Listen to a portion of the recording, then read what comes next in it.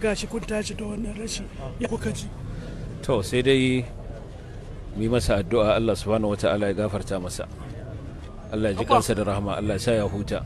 Kamar wani irin gibinsa zai bari musamman a daidai lokacin da halin da Najeriya take ciki da yadda yake wa azuzzukansa na kira a zauna lafiya. Babu shakka wannan babban rashi ne, ba ga mu mutanen arewa kadai ba, ba kuma ga mutanen Najeriya kawai ba, ga dukkan faɗin duniya gaba ɗaya.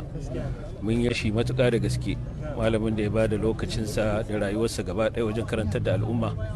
Babu shakka mutuwar malami ba ƙaramar asara ba ce, duk wanda kuma ya tafi da wahala a samu wanda zai mai gurbinsa. Dakta ya yi hidima ga wannan addini ba kaɗan ba, sama da shekara 30 wanda ya fito cikin jama'a yana karantar da su hadisan annabi sallallahu alaihi wasallama, yana wayar musu da kai akan sha'anin addinin musulunci. Muna fatan Allah subhanahu wataala karɓi ayyukansa, ubangiji ya gafarta masa, ya ba mu haƙuri bisa wannan babban rashi da muka yi. Allah ya zaunar da ƙasar mu lafiya, Allah ya zaunar da ƙasar mu lafiya. Allah ya saka da alkhairi. Ga wani shi ma almajirin nan, kai me za ka ce game da rashin?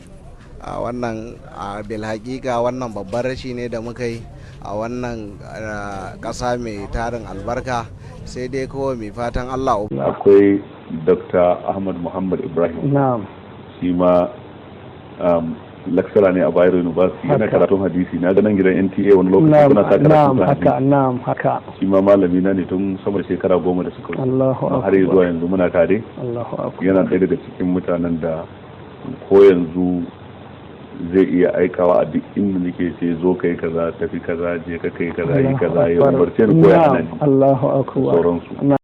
Wa ibadur rahmanul lazina yamshuna alal ardi hauna wa idza kadabahumul jahiluna qalu salama wallazina yabituna li rabbihim sujjadan wa qiyama wallazina yaquluna rabbana sirif anna azaba jahannam inna azabaha kana garama.